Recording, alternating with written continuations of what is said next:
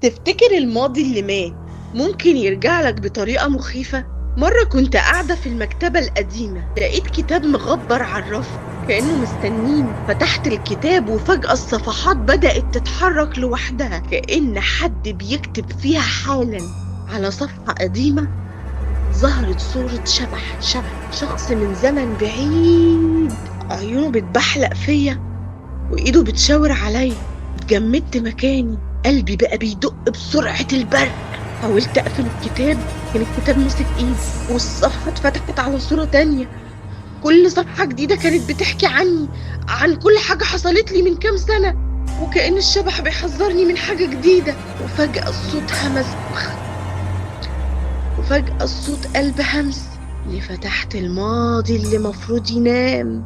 ليه فتحت الماضي اللي مفروض ينام؟ والكتاب اتقفل لوحده، بس ظل الشبح لسه في دماغي، وقلبي عارف إنه هيرجع